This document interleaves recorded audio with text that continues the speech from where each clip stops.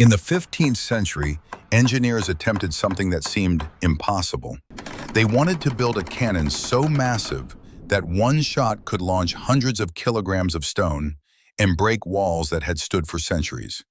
Today, creating a weapon this size would require industrial machinery, advanced factories, and precision engineering. But in the year 1453, medieval craftsmen had none of that. They had only furnaces, molds, human skill, and an understanding of metal that allowed them to create one of the largest weapons the world had ever seen. This was Orban's cannon, the Basilica. A cannon is simple in concept.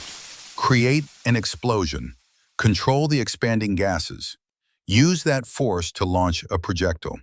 But making a giant cannon was a completely different challenge. Every increase in size created new problems. A larger cannon meant more explosive pressure, stronger metal requirements, greater risk of failure. The engineers were not simply making a bigger weapon. They were trying to control one of the most violent forces humans had discovered. The question was, how do you build a machine powerful enough to destroy walls, but strong enough not to destroy itself?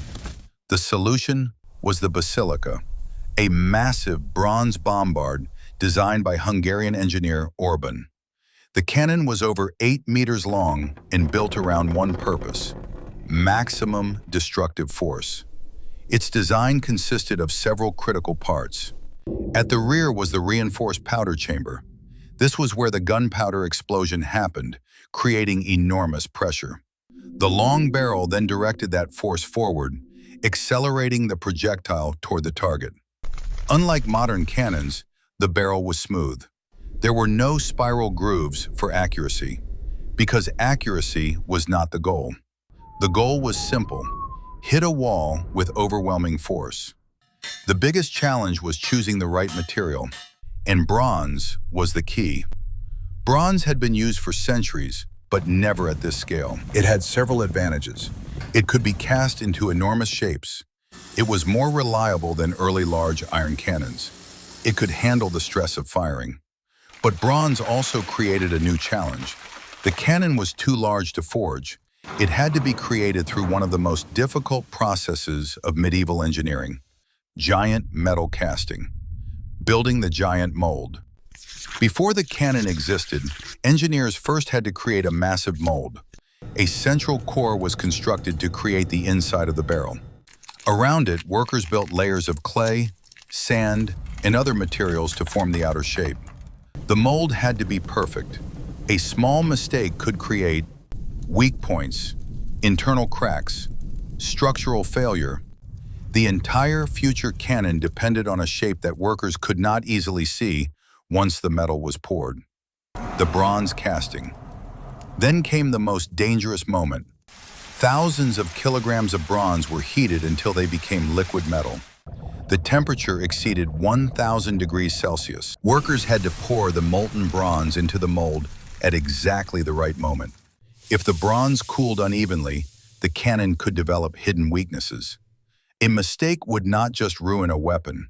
It could destroy months of preparation and enormous amounts of valuable metal. After cooling, workers removed the mold and carefully finished the inside of the barrel. They had created a machine unlike anything before it. How the cannon worked. The Basilica fired massive stone projectiles. The process was slow and dangerous. First, workers loaded the gunpowder charge. Then they positioned the enormous stone ball inside the barrel. Finally, the cannon was ignited. The explosion forced expanding gases behind the projectile, launching it forward with tremendous energy. The cannon was not designed for rapid fire. It was designed for one devastating purpose: breaking what seemed impossible to break. But the cannon's greatest strength was also its greatest weakness. Its enormous size made it difficult to use. It was extremely heavy, difficult to transport, slow to reload, dangerous under repeated firing.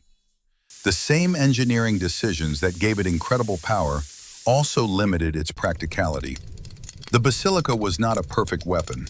It was something more interesting: a demonstration of what medieval engineers were capable of building when they pushed technology to its limits. When Orban's cannon was finally used, its massive projectiles shattered defenses that had protected Constantinople for more than 1,000 years. It showed the world that even the strongest medieval walls had a weakness. The Basilica was not just a cannon, it was an engineering experiment on a massive scale. Medieval craftsmen had no modern factories, computers, or machines. Yet they designed, cast, and operated one of the largest weapons of their era. A giant bronze machine that proved one thing: human engineering could create the impossible.